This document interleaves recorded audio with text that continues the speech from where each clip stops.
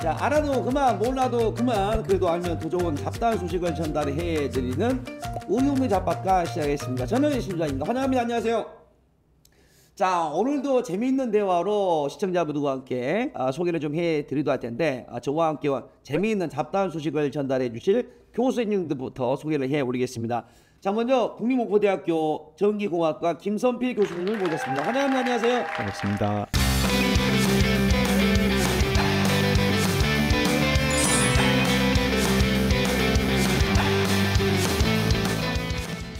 자, 그리고 반대편에서 환하게 웃고 계시죠? 국립목포대학교 에너지화학과 이용훈 교수님을 모셨습니다. 환영합니다. 네, 안녕하세요.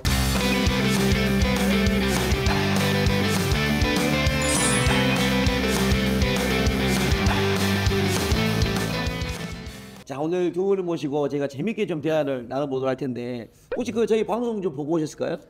네, 오기 전에 한번 앞에 진행한 것들 보고 왔습니다. 네, 보니까 좀 어떠셨나요? 앞에 교수님들께서 너무 말씀을 잘 해주셔가지고 네네. 지금 긴장을 많이 하고 있습니다. 그리고 교수님 좀 보고 오셨는지. 네네, 짧게 보고 왔습니다. 네, 어떻던가요? 어떤 어려울 수 있는 얘기인데 재밌게 이렇게 교수님들이 얘기를 해주셔가지고 네. 나도 그렇게 할 수 있을까 그런 생각을 좀 했습니다. 네, 제가 방송을 해보면서 제가 느끼는 것은 그 두 분의 교수님들이 나름대로 케미가 좀 맞아야 실은 방송에 또 잘 빠지는 느낌인데 두 분 어떤 관계가 좀 어떻게 되시니 보고엔? 이번 네. 촬영을 계기로 네네. 이렇게 친해질 것 같습니다. 그러면 이제 선배님이고 이제 후배님 되시잖아요. 네. 그러면 악수 한번 제가 있을 테니까 악수 한번 사이좋게 한번 해주십시오. 그러면 악수 한번. 네, 그렇지. 재미있게 자주 해주시라고. 네. 자, 먼저 우리 전기공학과 우리 김선필 교수님 학과 소개를 좀 부탁을 좀 드려볼까요? 네, 저희 전기공학과는 21세기 사회에서 핵심이 되고 있는 재생에너지, 전기 자동차, 로봇 그리고 산업 자동화 분야에서 중추적인 역할을 할 수 있는 엔지니어를 양성하는 목표로 하고 있고요. 네네. 그래서 저희 학과에서는 이론과 그리고 이론적인 지식을 바탕으로 해서 네. 산업 현장에서 이론에서 배운 것들을 네. 잘 활용할 수 있는 엔지니어 양성을 목표로 열심히 가르치고 있습니다. 아무래도 교수님이시기 때문에 전기공학과이기 때문에 그 상당히 좀 자부심이 좀 많이 있으실 것 같아요. 네, 왜냐하면 대한민국은 전기부터 시작을 한다. 네, 그런 느낌으로. 네. 그리고 그 에너지화학과 이용 교수님 소개 좀 부탁드리도록 하겠습니다. 네네, 저희 에너지화학공학과는 사실 목포대학교에 이제 작년에 이렇게 신설이 된 학과이고요. 그 쉬운 화학을 이용해서 어떻게 실생활 문제를 해결할 것인가 하는 것을 배우는 네. 학과입니다. 요즘 2차 전지가 대세라고 하는데요. 바로 그 2차 전지를 만드는 그런 과정도 이제 집중해서 이제 배우는 그런 학과가 되겠습니다. 어떻게 보면 가장 지금 핫한 대한민국에서 그리고 앞으로 핫해질 수밖에 없는 그런 과긴 하네요. 네네, 그렇습니다. 예, 상당히 이 부가 가치가 좀 있다고 생각하신가요? 이제 우리나라가 반도체 이후에 먹고 살 수 있는 네. 산업은 2차 전지죠. 네. 그래서 2차 전지 엔지니어가 음. 많이 필요합니다. 네. 그러나 이제 언제나 우리 2차 전지 이전에 시작은 전기다. 네, 맞습니다. 전기가 없으면 저희가 지금 아무것도 할 수가 없는 예. 시대를 살고 있기 때문에 그렇습니다. 네, 꼭 필요한 기술입니다. 자, 이렇게 그 두 분의 생각을 또 가지고 오늘 재밌게 풀어보도록 할 텐데 여러분과 함께 더욱더 똑똑해지는 시간 잡박과 본격적으로 시작을 해보겠습니다.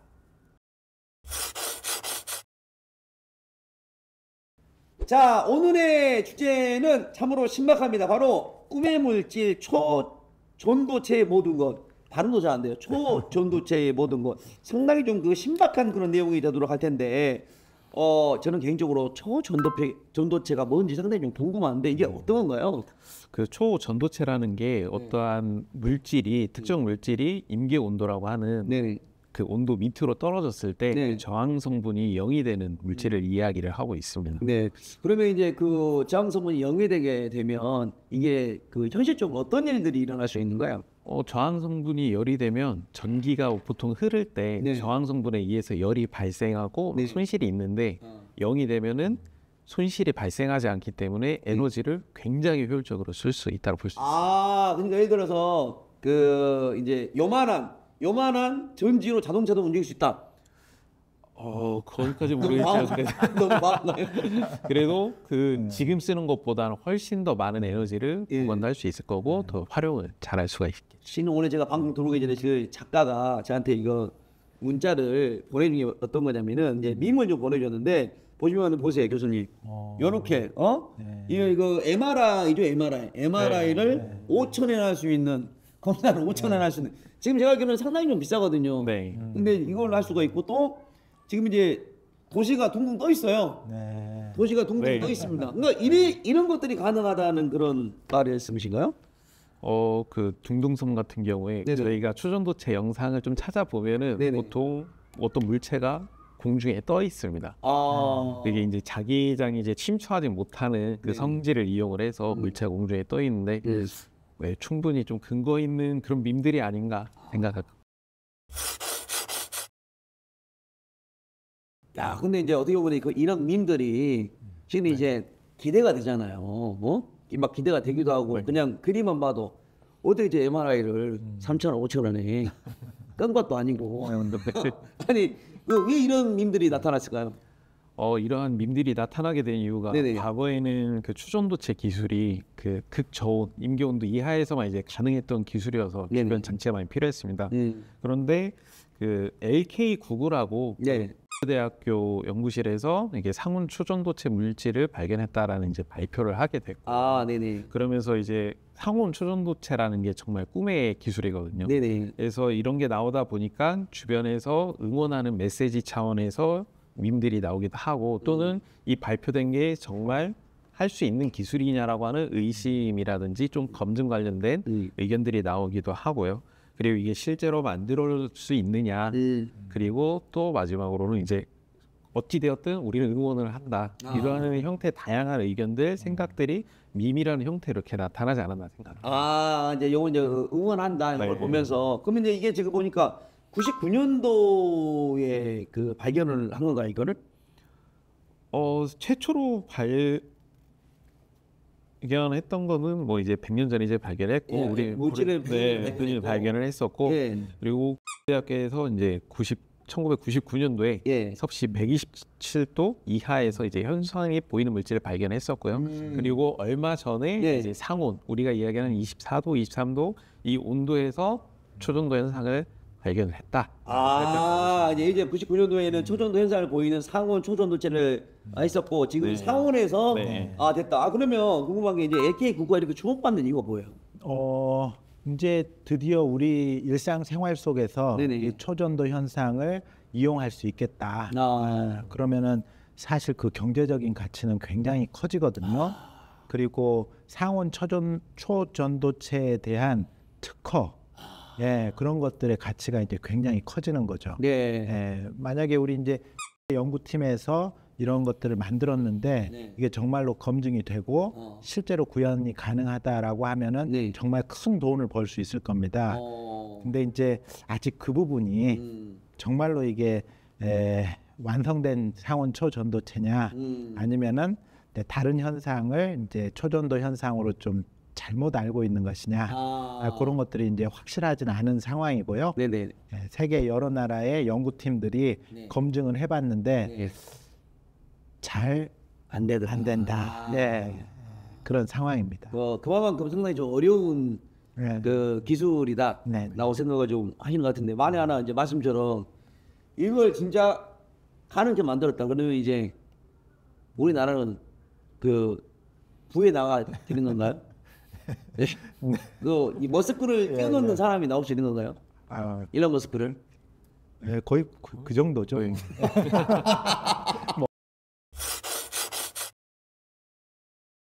초전도체가 어떻게 하다 좀 발견이 됐는지 궁금해요.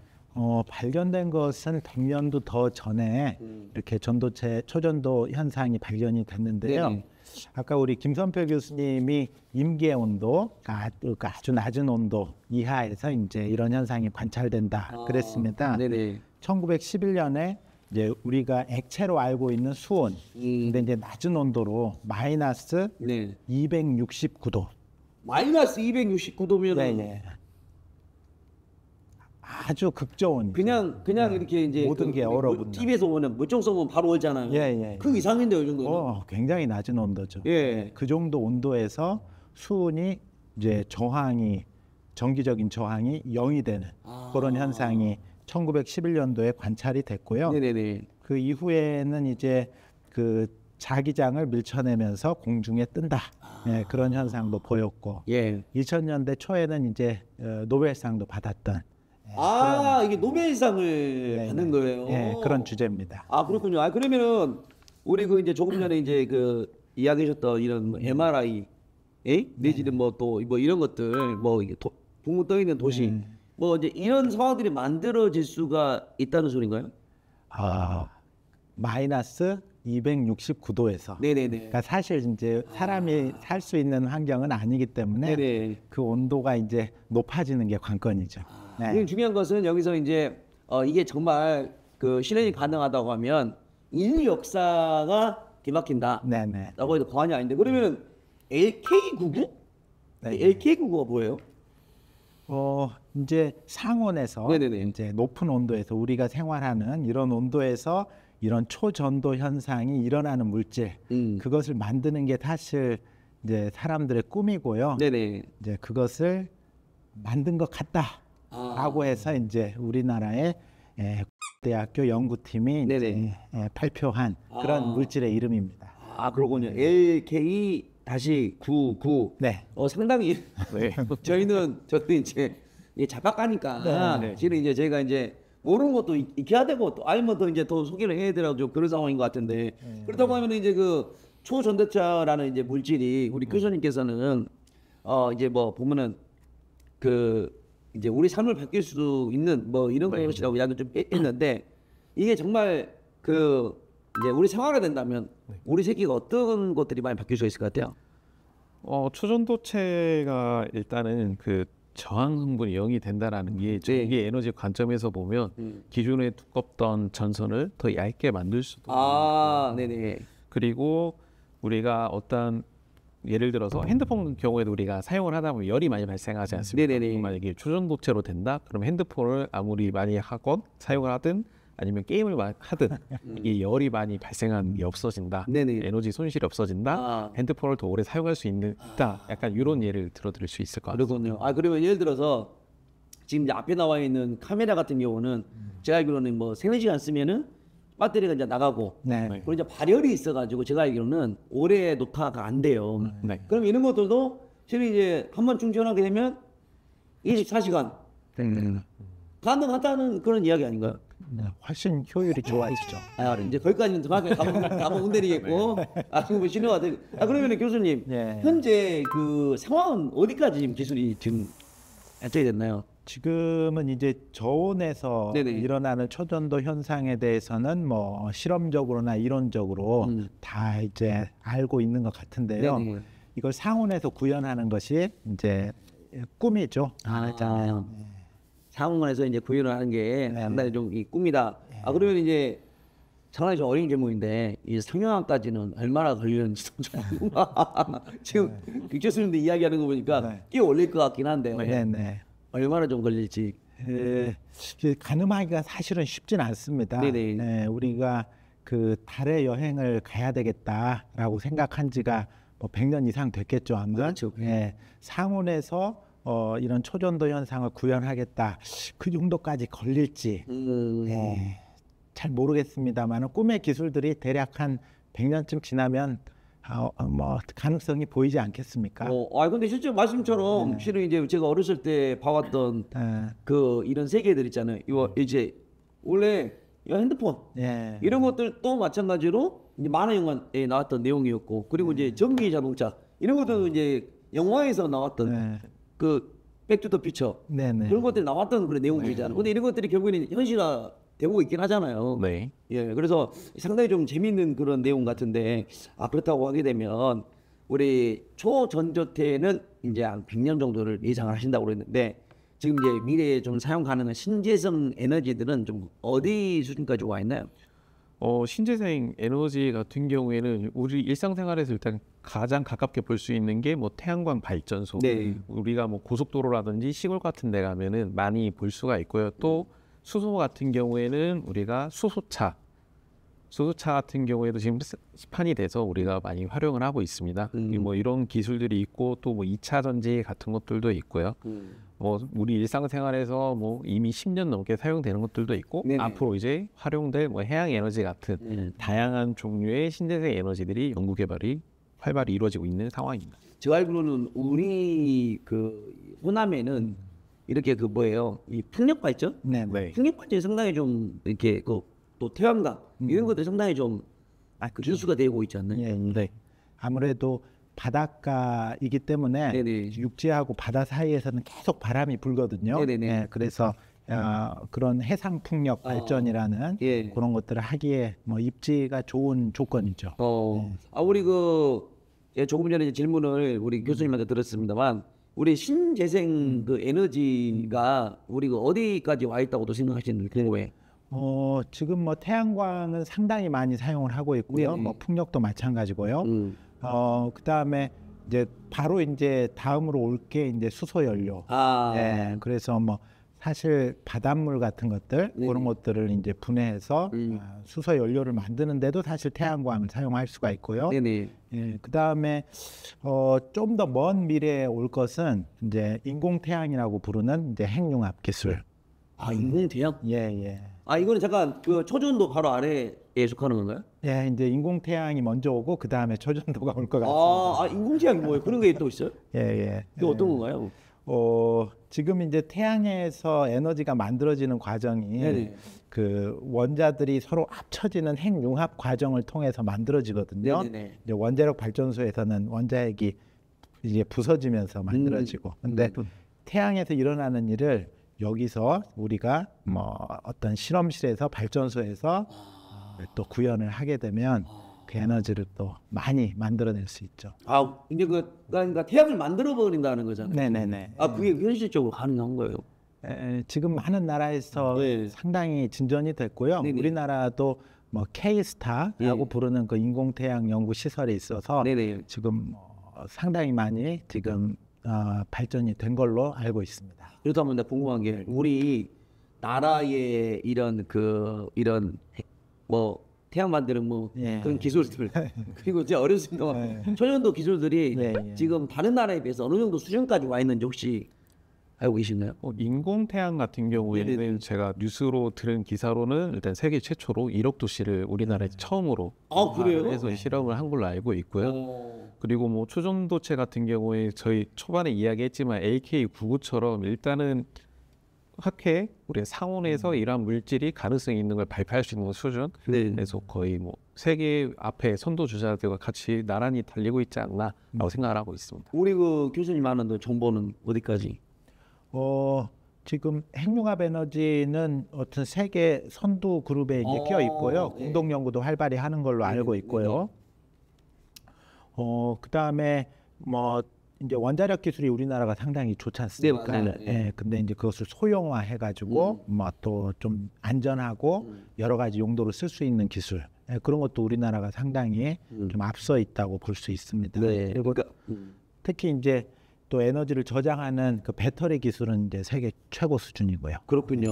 예, 보니까 우리 그 지역에서도 그 SMR이라고 그런가요? 네네. 왜냐하면 소형 원자로 이 보니까 목표대학교에서도 이걸 갖다가 이렇게 연구소를 만들고 막 그런 걸 하더라고요. 네네네. 그러면 이제 아무래도 학생들이 이제는 예전에는 그 이제 플러스 마이너스 이걸 배웠다가 죄송합니다 교수님.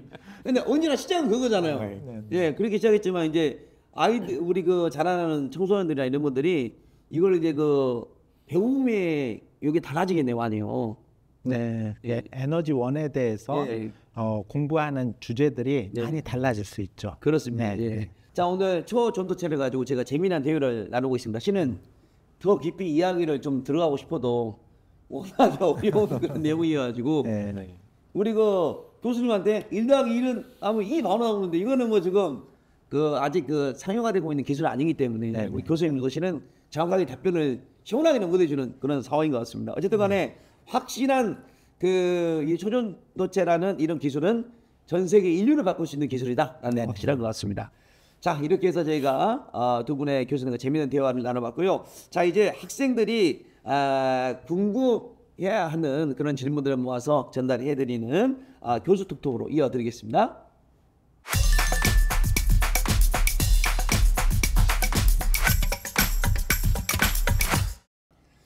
자, 우리 학생들이 이제 많은 질문을 해주셨는데, 아무래도 전기하게 되면은 우리 일상생활에 정말 인류에서 빼먹을 수가 없잖아요. 우리 교수님, 우리 그 학과의 취업 분야와 미래 전망 상당히 궁금합니다.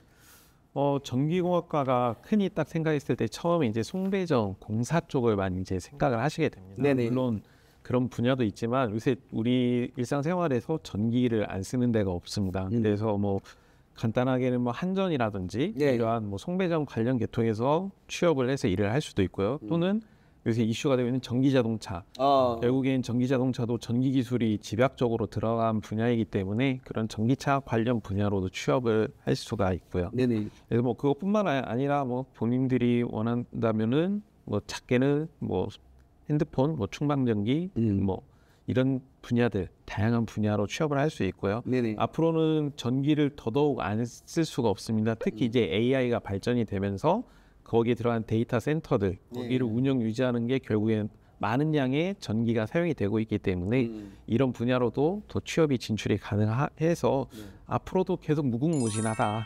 미래의 취업 분야는 미래의 취업 전망이 굉장히 밝다라고 이야기를 할 수 있습니다. 실은 이제 그 전기공학과 하니까 실은 우리가 예전에 전기공학과 나오면은 이제 연구도 연구지만은 일단은 우리가 아는 그 공기업 전봇대 네, 이제 그런 거 돈 많이 준다 그러고 그래가지고 그런 쪽으로 많이 이제 가기도 막 그랬었잖아요. 네, 과거엔 그랬습니다. 근데 이제 지금은 또 많이 달라졌는 분위기가. 네, 그 이제 그거에 이제 줄어든 게 아니라 네네. 그거 플러스 좀 더 넓은 분야로 이제 취업을 할 수 있다. 그래서 뭐 공사라든지 대기업이라든지 뭐 아니면 연구소, 뭐 학교 이런 다양한 곳으로 이제 취업을 할 수가 있습니다. 궁금한 게 전기공학과 어려워요? 에너지 화학공학과 어려워요? 근데 궁금해가지고 따로 두 분 토론을 한번 해보시는 거예요. 그렇게 하고 교수님 그 취업 분야와 이제 미래 전망이 궁금합니다. 네, 그 화학공학은 그 예전에는 뭐 석유화학공업 뭐 이런 것들 네. 많이 관련이 있었는데요. 이후에는 이제 화학이 필요한 산업 전반에서 이렇게 필요로 합니다. 대표적으로 이제 제약회사, 화장품회사, 뭐 식품회사, 그다음에 이제 반도체 회사, 네네. 반도체를 만드는 과정도 화학공학이고요. 네, 최근에는 배터리, 2차 전지 회사에서 이런 화학공학을 많이 필요로 하는 그런 상황이 됐습니다. 그래서 취업 분야는 굉장히 넓고 네. 또 미래 전망도 우리나라에서 제일 잘하는 그런 산업 분야로 맞춰져 있기 때문에 네네. 미래 전망도 좋은 그런 학과입니다. 화학과에서 이제 에너지 화학과 공학과이기 때문에 에너지 관련된 2차 전지 관련된 문제하고 네. 아까 좀 화학 그러니까 그 화장품 네, 전통적인 그런 그 화학 산업들. 그렇군요. 그러면은 이게 실은 이제 화학하게 되면 왠지 모르게 좀 어렵게 느껴지고 그러잖아요. 예. 뭐 그러진 않나요? 고등학교 때 이제 너무 이제 시험을 잘 봐야 되겠다 네. 이런 생각 때문에 좀 어렵게 느껴지긴 하는데요. 실제로 산업에서 사용되고 있고 우리 실생활 문제 해결에 필요한 화학은 네. 그렇게 어려운 화학은 아니에요. 예, 그렇습니다. 예, 우리가 생각하는 경우에 이렇게 막 교수님들이 이렇게 알아주고 이렇게 막 그런 게 아니군요. 예. 생각보다 그러면 이제 쉽게 접근할 수 있다는 소리. 네, 실용적인 그런 관점에서 이제 배우기 때문에 그렇게 어렵지는 않습니다. 혹시 그 제자분들 중에서 네네. 잘된 제자분들이 교수님 에너지 공학과 학생 중에서 그렇죠. 저희 이제 반도체 회사에서 네. 그 화학 분석실에서 이렇게 일하는 학생들이 있고요. 예. 또 제약 회사에서 주로 이제 약을 만들게 되면 그 약이 잘 만들어졌는지 품질 검사를 하지 않습니까? 네네. 그런 품질 검사하는 요원들도 있고요. 예. 그러면은 궁금한 게 이제 두 분 이제 에너지 전기공학과고 이제 에너지 화학과인데 이게 실제로 그 막 실험실에서 연구하다 폭발하거나 그런 경우도 막 있고 그러나요? 실제로는 폭발하는 환경을 저희가 안 만들고 항상 안전한 환경에서 실험을 하고 학생들이 다치지 않게 하고 있습니다. 다만 저는 이제 혼자 이제 실험을 하다가 리튬 이온 배터리, 그러니까 이제 정확하게 리튬 인텐셜 배터리 이제 화재가 한 번 난 적이 있어서 좀 시겁했던 적이 좀 있습니다. 아 근데 보면은 학생들이 그러지 않나요? 우리가 예전에 그 자동차 정비소 하게 되면 이제 제자를 키울 때 플러스하고 마이너스 이렇게 해보잖아 이렇게. 네. 야 이렇게 하면 큰일 난다. 이거 한 번씩 보여주면서 이렇게 해야 위험한지는 알지 않나요? 아, 위험하기 때문에 네. 충분히 저희가 말과 그 관련 자료로 이렇게 위험하니까 이렇게 하면 안 된다라는 걸 계속 숙지시키고 있고요. 그리고 배우는 학생들 입장에서는 정말 안전한 환경에서 이런 것을 배워야 된다고 생각하고 있어서 특히 전기 같은 경우에 눈에 안 보이다 보니까 그죠. 부주의할 수가 있거든요. 그래서 그러한 환경에 노출되지 않도록 학교 차원에서도 결국 많이 노력을 하고 있습니다. 아주 강하게 이렇게 준비를 사고 나지 않도록 네. 하는 거. 에너지 학과도 뭐 이제 그런 폭발 사고나 그런 데는 뭐 전혀 문제가 없는. 가끔 이제 화학이나 화학공학 실험실에서 네네. 실험실 사고가 났다. 예, 네, 뉴스 그런 나오죠. 뉴스들에 네. 나오지 않습니까? 그래서 사실 위험하긴 한데요. 네. 그러니까 매 학기 실험실 안전 교육을 굉장히 그 하드하게 이렇게 받고 있습니다. 네, 그래서 아직까지는 이제 목포대학교에서는 그런 사고는 예. 큰 사고는 없었습니다. 잘 이제 지켜지고 있습니다. 아, 근데 그 우리가 보면은 말씀처럼 실은 그런 사고들이 정말 큰 부지가 아니면 잘 가진 않잖아요. 네네. 또 이제 그만하고 말씀하시는 거 보니까 이렇게 좀 사고 위험이 있으면 연봉이 세잖아요. 그걸 보고 가는 친구들도 있어요. 네네. 제 친구들도 마찬가지고 예. 여기 와 있거든요. 예. 자, 그 학교를 이제 졸업하고 나서 이제 뭐 자격증 어떤 것들을 좀 딸 수가 또 있나요? 보통 저희 전기공학과 학생들은 이 전기 기사 자격증 네. 또는 뭐 전기 기능사 뭐 이런 자격증을 따서 나가고 있고요. 네네. 그 이외 관련해서 뭐 기기 설비 관련된 자격증들 다양한 자격증들이 있습니다. 네네. 그래도 일단은 저희 전기공학과 학생들은 일단 전기 기사 아, 자격증 정도 취업해서 따서 나간다고 보시면 될 것 같습니다. 저 어렸을 때 그랬거든요. 우리 아버지가 야 전기 기사 하나 따면 평생을 먹고 살아야. 요즘에도 그렇죠. 똑같죠. 과거만큼은 아니어도 네네. 일단은 전기 기사 자격증을 가지고 있으면 네. 일단 밥은 벌어먹고 살 수 있다. 그러니까 상당히 든든한 네. 우리 삶의 그 경제적인 효과를 얻을 수 있다. 네. 그만큼 시험도 네, 어렵잖아요. 시험도 굉장히 어려운고요. 그리고 필기와 실기를 다 준비해서 네. 하다 보니까 네. 그래서 보통 3학년, 4학년 학생들이 이제 많이 준비를 해서 네. 우리 학교 같은 경우 전기공학과 같은 경우에는 네. 많이 기사 자격증 취득을 해서 졸업을 하고 있습니다. 10명에서 몇 명 정도 났다는 거? 10명이면 그래도 한 5명 정도. 오, 괜찮네요 그러면. 예. 딱 합격했다 그러면은 교수님이 든든하시겠네요 마음이.